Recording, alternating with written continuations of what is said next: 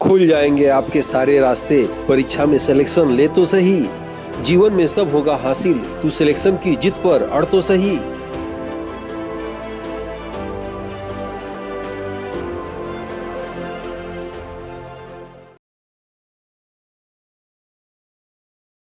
Aditya classes exam गुरु channel में आप सबका स्वागत है।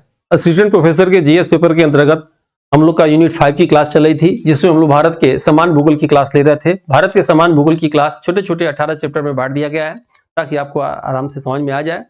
तो उसी क्रम में आज की क्लास हम लोग की जो है भारत के खनिज संसाधन के संबंधित रहेगा। ठीक है, खनिज संसाधन से संबंधित जो भी महत्वपूर्ण तथ्य है इस क्लास में दिए गए हैं, अंत तक बने रहिएगा। जैसा कि आप देख रहे होंगे ये यूनिट 5 की क्लास है और 33वें नंबर की वीडियो है यूनिट 5 का। भारत के समान भूगोल के अंतर्गत ये सभी क्लासेस हो चुके हैं। आज हम लोग की क्लास जो है भारत में खनिज और ऊर्जा संसाधन, यानी ये क्लास है, इसके बाद 3 क्लास और बचेगा। ठीक है, तो आइए शुरू करते हैं भारत में खनिज, ऊर्जा और संसाधन। ठीक है, बहुत महत्वपूर्ण तथ्य है इसमें। आइए देखते हैं सबसे पहले कि भारत के खनिज संसाधन को निम्न भागों में बांटा गया है। ठीक है, और बिल्कुल एग्जाम में समय नहीं है तो तभी 2-3 महीने का समय बहुत ज्यादा होता है। सब्जेक्ट को पढ़ते रहिए, साथ में मेरे वीडियो भी पर डे दीजिए और टेस्ट सीरीज तो रोज एक रात को होता ही है 9 से 12 के बीच में, उसको भी दीजिए। जानकारी आपकी कुछ न कुछ बढ़ेगी ही। और बहुत ज्यादा जीएस इंपॉर्टेंट तत्वों को पढ़ने से 2 फायदा होता है। एक तो सीधे प्रश्न आ जाते हैं, दूसरा खारिज करने की क्षमता, एलिमिनेट करने की क्षमता आपके अंदर विकसित हो जाती है, ताकि प्रश्न में जो ऑप्शन आता है 4 ऑप्शन, तो उसको छाटने में ये नहीं होगा हम जानते हैं, ये नहीं होगा हम जानते हैं, ये नहीं होगा हम जानते हैं, यही होगा, ऐसे ही प्रश्न सही हो जाते हैं। ठीक है, तो ध्यान से देखेंगे इसको। भारत के खनिज संसाधन को निम्न भागों में बांटा गया है। पहला आप देखेंगे धात्विक खनिज में। धात्विक खनिज में धातु पाई जाती है, जैसे लौह धातु, अलौह धातु, बहुमूल्य खनिज आदि। ठीक है। दूसरा अधात्विक खनिज में धातु नहीं पाया जाता है, जैसे अभ्रक, चूना, पत्थर, संगमरमर। ठीक है। तीसरा है ईंधन खनिज में, जैसे कोयला, पेट्रोलियम, प्राकृतिक गैस आदि पाए जाते हैं। ठीक है। यहाँ आप देखेंगे छोटा नागपुर का पठार, याद रखिएगा छोटा नागपुर का पठार झारखंड में है। यानी छोटा नागपुर का पठार, एक तो नागपुर जो है आप जानते होंगे महाराष्ट्र में है, मुंबई के बाद दूसरी राजधानी है। एक नागपुर का पठार, छोटा नागपुर का पठार झारखंड में, दोनों अलग अलग नाम है, एक मत समझिएगा। ठीक है। छोटा नागपुर का पठार झारखंड को खनिज का हृदय के नाम से जाना जाता है। धनबाद शहर को कोयला नगरी के नाम से जाना जाता है। कोडरमा शहर को अभ्रक नगरी के नाम से जाना जाता है। स्टील नगरी बोकारो शहर को कहा जाता है। भारत का प्रथम लौह इस्पात उद्योग लगाया गया टाटा कंपनी द्वारा जमशेदपुर झारखंड में, इसलिए जमशेदपुर को लौह नगरी के नाम से जाना जाता है। ठीक है। भारत का मैनचेस्टर अहमदाबाद को कहा जाता है। उत्तर भारत का मैनचेस्टर कानपुर को कहा जाता है। दक्षिण भारत का मैनचेस्टर कोयम्बटूर को कहा जाता है। कर्नाटक के धारवाड़ जिले में धारवाड़ क्रम की चट्टानें पाई जाती हैं, जो आर्थिक दृष्टि से बहुत बहुमूल्य होती हैं। इसमें निकिल, लोहा, मैग्नीज, प्लेटिनम, कॉपर, सोना आदि खनिजों की प्राप्ति होती है। ये वाला पॉइंट इंपॉर्टेंट है, रिपीट करते रहें, थोड़ा देख लीजिएगा ध्यान से। अगर आपके एग्जाम में पूछेगा कि भारत का मैनचेस्टर किसे कहा जाता है, यहाँ शुरू करते हैं, बिल्कुल देखिएगा, रिपीट करते रहें। ये प्रश्न रिपीट किए जाते हैं एग्जाम में कि कोयला नगरी किसे कहेंगे, कोयला नगरी धनबाद को कहा जाता है। अभ्रक नगरी कोडरमा शहर को कहा जाता है। ठीक है। स्टील नगरी बोकारो शहर को कहा जाता है। भारत का प्रथम लौह इस्पात उद्योग कहाँ लगाया गया, तो टाटा कंपनी द्वारा जमशेदपुर में लगाया गया। ठीक है। फिर आप देखेंगे भारत का मैनचेस्टर अहमदाबाद को कहा जाता है। तो मैनचेस्टर है क्या, ब्रिटेन में मैनचेस्टर जगह है, वहां पे जो है सूती वस्त्र बहुत ज्यादा होता है, तो भारत का मैनचेस्टर अहमदाबाद को कहा जाता है, याद रखिएगा, क्योंकि सूती वस्त्र अहमदाबाद में अधिक होता है। लेकिन प्रश्न थोड़ा घुमा दे कि भारत का मैनचेस्टर न पूछ के उत्तर भारत का मैनचेस्टर पूछे तो क्या आंसर होगा, कानपुर होगा। दक्षिण भारत का मैनचेस्टर पूछ दे किसे कहते हैं, तो कोयम्बटूर को कहते हैं। तीनों चीज याद रखिएगा। भारत का मैनचेस्टर पूछेगा क्या ऑप्शन लगाएंगे, ट्रिक करेंगे आप, अहमदाबाद। उत्तर भारत का मैनचेस्टर पूछेगा तो क्या लगाएंगे, कानपुर। और दक्षिण भारत का मैनचेस्टर पूछे तो क्या लगाएंगे, कोयम्बटूर लगाएंगे आप। ठीक है। उसके बाद कर्नाटक में धारवाड़ जिले में धारवाड़ क्रम की चट्टानें पाई जाती हैं, जो आर्थिक दृष्टि से बहुमूल्य होती हैं। ठीक है। इसमें निकिल, लोहा, मैग्नीज, प्लेटिनम, कॉपर, सोना आदि पाया जाता है। ठीक है। आंध्र प्रदेश के कुडप्पा क्रम की चट्टानों में भी धात्विक खनिज पाया जाता है। विंध्य क्रम की चट्टानों में अधात्विक खनिज या भवन निर्माण सामग्री की अधिकता पाई जाती है। भवन निर्माण सामग्री के अंतर्गत बलुआ पत्थर, जिप्सम, सेलखड़ी, चूना पत्थर, संगमरमर आदि आता है। नेक्स्ट है गोंडवाना क्रम की चट्टानों में कोयला की प्राप्ति होती है। ठीक है। गोंडवाना क्रम की चट्टानें मध्य प्रदेश, झारखंड, छत्तीसगढ़, पश्चिम बंगाल, उड़ीसा में पाई जाती है। नेक्स्ट आप देखेंगे, कोयला को उद्योगों की जननी के नाम से जाना जाता है। यही प्रश्न एग्जाम में पूछते कि उद्योगों की जननी किसे कहा जाता है? कोयला को, पेट्रोल को, विद्युत को, उपरोक्त सभी को। ठीक है, तो याद रखिएगा कोयला को जननी जो है कोयला उद्योगों की जननी कोयला को कहा जाता है। ठीक है, ये प्रश्न आ चुका है, तो आप एक बार देखेंगे, देखते ही समझ में आ जाएगा, ये आपसे गलत नहीं होगा। आइए नेक्स्ट इसमें देखते हैं, किसी भी उद्योग को सफल बनाने के लिए ईंधन, बाजार, कच्चा माल जिस स्थान पर सुलभता से मिल जाए वह क्षेत्र फैक्ट्री लगाने के लिए सर्वोत्तम होता है। इसे ही वेबर का औद्योगिक सिद्धांत या त्रिभुजाकार सिद्धांत के नाम से जाना जाता है। इसको थोड़ा समझ लीजिएगा, बेटर रहेगा। जैसे मान लीजिए एक यहाँ पे मिल जा रहा है ईंधन, ठीक है, यहाँ पे एक जगह है, यहाँ मिल जा रहा है आपको, ये बाजार है आपका, ठीक है, और यहाँ एक जगह है, यहाँ मिल जा रहा है कच्चा माल, और तीनों का ये जो जगह होगा, ये फैक्ट्री के लिए सबसे बेस्ट जगह होगा। और फैक्ट्री ऐसी जगह पे चलेगा नहीं, दौड़ेगा। इसी को वेबर का औद्योगिक सिद्धांत या त्रिभुजाकार सिद्धांत के नाम से जाना जाता है। ठीक है, याद रखिएगा, ये अक्सर एग्जाम में पूछा जाता है। उसके बाद जिन चट्टानों में एक ही प्रकार के खनिज पाए जाते हैं उसे उस खनिज का अयस्क के नाम से जाना जाता है। जैसे लोहे के अयस्क के अंतर्गत मैग्नेटाइट, हेमेटाइट, लिमोनाइट और सिडेराइट भी कहा जाता है। और ये मेरे द्वारा निकाला गया बुक है, ये बिल्कुल वन लाइनर फॉर्म में थियरी बुक है, आपके एग्जाम के लिए महत्वपूर्ण है। और ये बुक जो है 50 सेट है, आयोग के सिलेबस के अनुसार बनाया गया है। ये हिंदी इंग्लिश में है और इसमें एक सेट में 30 क्वेश्चन है, कुल लेके 50 चैप्टर है, सिलेबस के अनुसार ही बना दिए गए हैं। आपको जो है एक सोचिए, एक सिलेबस के एक पॉइंट के एक हेडिंग से 30 क्वेश्चन है, लगभग मैक्सिमम इसमें कवर हो जाएगा आपके सभी कंटेंट। इस बुक के विषय में बता दूं कि बिखरे हुए तथ्यों का इसमें जो है संगठन किया गया है, अक्सर परीक्षा में पूछे जाने वाले तथ्यों पर आधारित है। सिलेबस के अनुसार महत्वपूर्ण और सटीक जानकारी दी गई है। एक दशक के अनुभव को इस पुस्तक के रूप में संकलित करने का प्रयास जो पाठ्यक्रम बिल्कुल अनुसार है।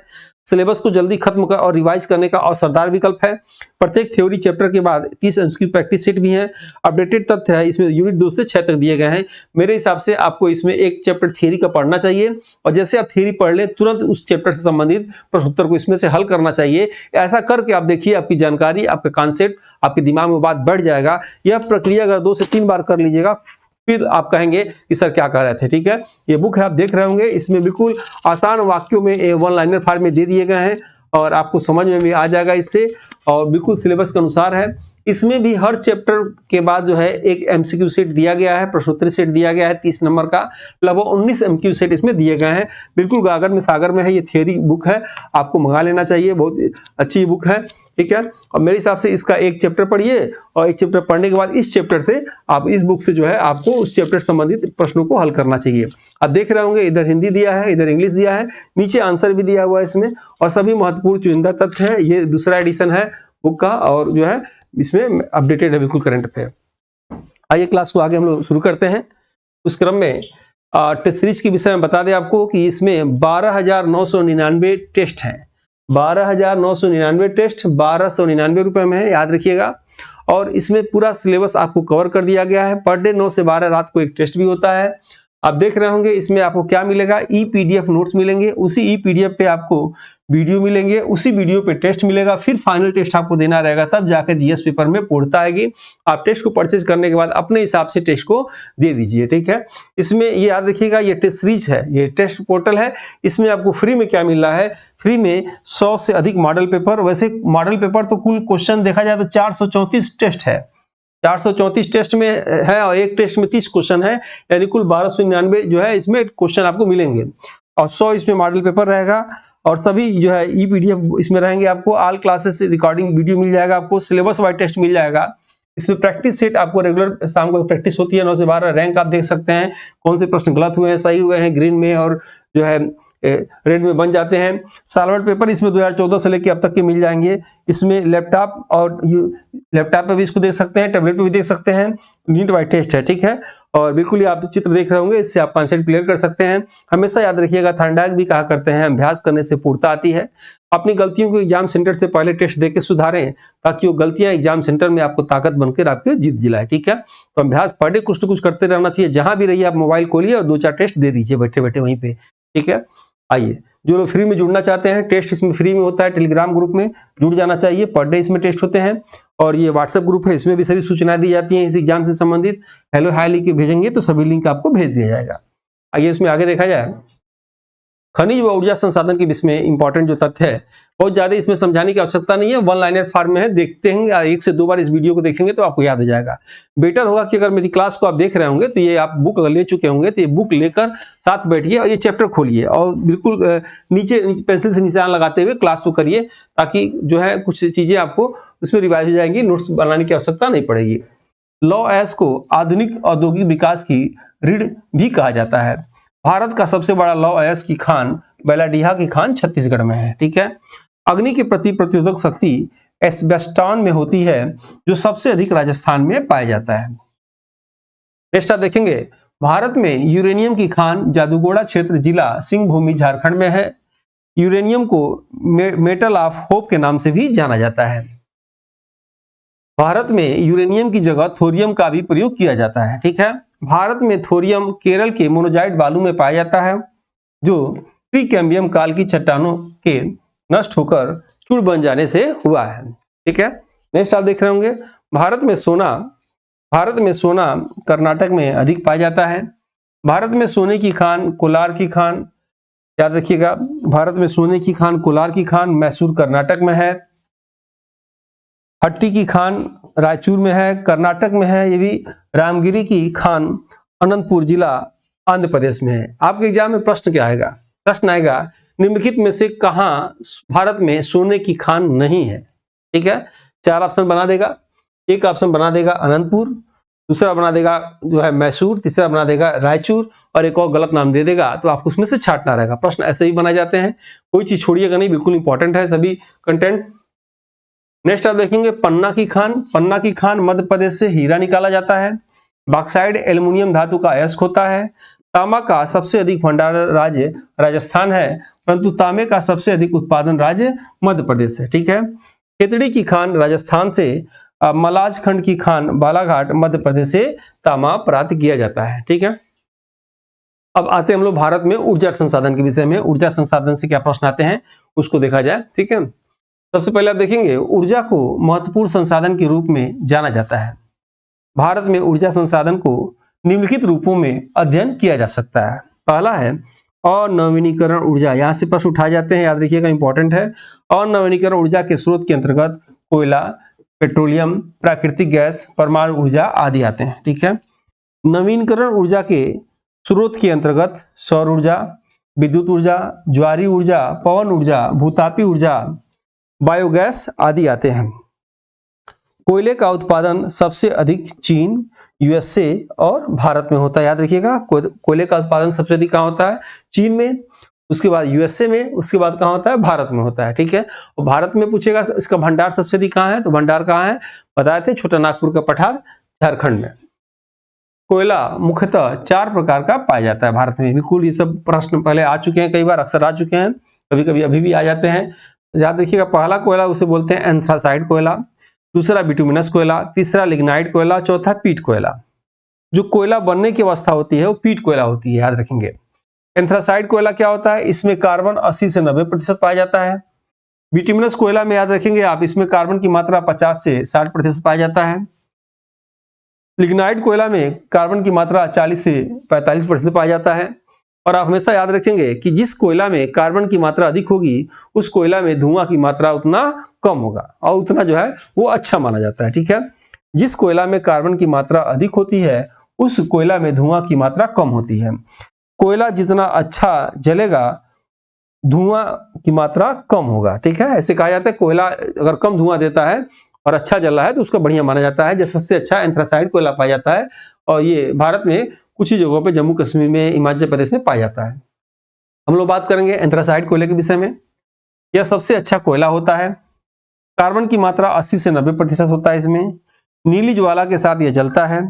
एंथ्रासाइट कोयला का भारत में अभाव पाया जाता है। ठीक है, यह कोयला जम्मू कश्मीर तथा हिमाचल प्रदेश में पाया जाता है। दूसरा आप देखेंगे बिटुमिनस कोयला। बिटुमिनस कोयला दूसरा सर्वोत्तम कोयला होता है। भारत में यह सबसे अधिक मात्रा में पाया जाता है।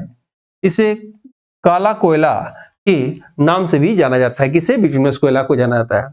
यह झारखंड, उड़ीसा, छत्तीसगढ़, मध्य प्रदेश में पाया जाता है। भारत में लगभग 80% कोयला भंडार बिटुमिनस प्रकार का है। तीसरा आप देखेंगे लिग्नाइट कोयला के विषय में जानेंगे। इसे भूरा कोयला के नाम से जाना जाता है। यह तमिलनाडु के अर्काट नेवली की खान से अधिक मात्रा में निकलता है। ठीक है। चौथा है पीट कोयला। पीट कोयला कोयला बनने की अवस्था होती है। पीट कोयला सबसे निम्न कोटि का कोयला होता है। पीट कोयला दलदली क्षेत्रों में पाया जाता है। नेक्स्ट हेडिंग है भारत में खनिज व ऊर्जा संसाधन संबंधित महत्वपूर्ण तथ्य। इंपॉर्टेंट है, यहां से प्रश्न उठाए जाते हैं। पहला पॉइंट इसमें दिया है कि कोयला को काला हीरा के नाम से भी जाना जाता है। भारत का सबसे बड़ा पवन ऊर्जा संयंत्र मुपडल विंड फार्म है जो कन्याकुमारी तमिलनाडु में है। यह प्रश्न पूछा हुआ है। तापी ऊर्जा याद रखिएगा, तापी बिजली या तापी ऊर्जा कोयला से भारत में सबसे अधिक उत्पादन होता है। खम्मात की खाड़ी गुजरात ज्वारी ऊर्जा उत्पादन का प्रमुख क्षेत्र होता है। ठीक है। नेक्स्ट है प्रति व्यक्ति क्षमता व उत्पादन में प्रथम स्थान महाराष्ट्र का है। भविष्य का ईंधन हाइड्रोजन को कहा जाता है। वर्तमान शताब्दी का ईंधन प्राकृतिक गैस को कहा जाता है। भारत में सबसे अधिक प्राकृतिक गैस का उत्पादन बॉम्बे हाई अपतटीय क्षेत्र महाराष्ट्र से होता है। भारत का प्रथम जैव सीएनजी ईंधन संयंत्र पुणे महाराष्ट्र में खुला है। पूर्वोत्तर भारत हाइड्रोकार्बन के विकास के लिए पेट्रोलियम एवं प्राकृतिक गैस मंत्रालय द्वारा हाइड्रोकार्बन विजन 2030 को 2016 में लॉन्च किया गया। नेक्स्ट है प्रभाजी आसवन विधि। प्रभाजी आसवन विधि द्वारा पेट्रोल को साफ किया जाता है। मुंबई हाई से निकले पेट्रोल को सल्फर या गंधक की कमी होती है। भारत का प्रथम तेल का कुआं माकुम असम में 1867 में खोदा गया। 1889 में डिगबोई असम में दूसरा तेल का कुआं खोदा गया। नेक्स्ट है गुजरात क्षेत्र में पेट्रोलियम अंकलेश्वर द्वीप, खम्मात की खाड़ी, कलोल, मोहसाना नामक स्थान से प्राप्त किया जाता है और पेट्रोलियम कृष्णकाली क्रांति के अंतर्गत पाया जाता है। ठीक है, और बिल्कुल इंपॉर्टेंट है, इसको 2 से 3 बार आप पढ़ लेंगे तो आपको याद हो जाएगा। साथ में टेस्ट भी देते रहिए। कोई चैप्टर अगर आप पढ़ रहे हैं और उसको टेस्ट देते रहेंगे तो आपको याद हो जाएगा। आप देखेंगे आपको अलग से उसके विषय में जानकारी होगी। दोबारा उसको जब पढ़ेंगे तो आपको लगेगा मुझे याद है। तो थियरी पढ़ने के बाद जीएस का टेस्ट जरूर दीजिए। उसी सिद्धांत उसी अनुसार उसी से ही टेस्ट बनाए गए हैं ताकि आपको याद होने में आसानी हो। भारत में सबसे अधिक जल शक्ति क्षमता पंजाब, कर्नाटक, उत्तर प्रदेश का है। तापी विद्युत को बढ़ावा देने के लिए 7 नवंबर 1975 को राष्ट्रीय ताप विद्युत निगम की स्थापना हुआ। भारत की सबसे बड़ी तापी उत्पादन कंपनी राष्ट्रीय ताप विद्युत निगम एनटीपीसी है। तापी ऊर्जा उत्पादन में भारत के सभी राज्यों में महाराष्ट्र का प्रथम स्थान है। डॉक्टर होमी जे भामा को भारत में परमाणु शक्ति का जनक कहा जाता है। इंपॉर्टेंट है ये। नवीनीकरण ऊर्जा उत्पादन में प्रथम स्थान पवन ऊर्जा का है भारत में। भारत में परमाणु ऊर्जा आयोग की स्थापना 1948 में हुआ। नेक्स्ट है भारत का प्रथम परमाणु विद्युत शक्ति केंद्र की स्थापना 1969 में तारापुर महाराष्ट्र में हुआ। नेक्स्ट है 10 वर्ष के लिए 2014 से 2024 तक यूएनओ द्वारा सभी के लिए सतत ऊर्जा का दशक की घोषणा किया गया। विश्व का प्रथम सबसे बड़ा पवन ऊर्जा सौर ऊर्जा का हाइब्रिड ऊर्जा संयंत्र जैसलमेर राजस्थान में लगा है। प्रश्न आ सकता है कि जो है हाइब्रिड ऊर्जा मतलब पवन ऊर्जा और सौर ऊर्जा का संयंत्र पूरे विश्व में अभी तक तो आज की डेट में सबसे बड़ा कहाँ है? जैसलमेर राजस्थान में है। आप जानते होंगे परमाणु परीक्षण भारत में कहाँ से किया जाता है? जैसलमेर राजस्थान से किया जाता है। सौर ऊर्जा के विकास में राजस्थान को आदर्श राज्य का दर्जा प्राप्त है। नेक्स्ट आप देखेंगे भारत और फ्रांस के प्रधानमंत्री के सहयोग से 30 नवंबर 2015 डेट इंपॉर्टेंट है, याद रखिएगा, आपके एग्जाम में आ सकता है। भारत और फ्रांस के प्रधानमंत्री के सहयोग से 30 नवंबर 2015 को अंतर्राष्ट्रीय सौर गठबंधन की स्थापना किया गया, जिसका मुख्यालय गुरुग्राम हरियाणा में है। ठीक है। अंतर्राष्ट्रीय सौर गठबंधन का उद्देश्य जीवाश्म ईंधन पर ऊर्जा निर्भरता को कम करके सौर ऊर्जा को बढ़ावा देना है। ठीक है। नेक्स्ट है, भारत के राज्यों में सौर ऊर्जा उत्पादन में राजस्थान, गुजरात और कर्नाटक प्रथम स्थान पे है सौर ऊर्जा उत्पादन में। और भारत का प्रथम पवन ऊर्जा परियोजना मांडवी कच्छ गुजरात में खुला है, दोनों एग्जाम में आ चुका है। ठीक है। नेक्स्ट आप देखेंगे, सड़े गले कचरे, गोबर आदि से उत्पन्न ऊर्जा को बायोमास ऊर्जा के नाम से जाना जाता है। समुद्र में आए ज्वार भाटा लहरों से प्राप्त ऊर्जा को महासागरीय ऊर्जा के नाम से जाना जाता है। धरती के अंदर की गर्मी से प्राप्त ऊर्जा को भूतापीय ऊर्जा कहा जाता है। यह ऊर्जा भूमिगत गर्म जल, गर्म मैग्मा, गर्म चट्टाने, रेडियोधर्मी तत्वों का विखंडन आदि से प्राप्त किया जाता है। ठीक है। और ये इसी के साथ क्लास आज की हम समाप्त करते हैं। जल्दी मिलते हैं हम लोग नेक्स्ट वीडियो में। ये टेस्ट सीरीज आपको ले लेना चाहिए, 12,999 टेस्ट इसमें है, 1299 रुपए में। और बुक को खरीद के प्रैक्टिस करिए। मिलते हैं हम लोग जल्दी नेक्स्ट वीडियो में, तब तक के लिए जय हिंद, जय भारत।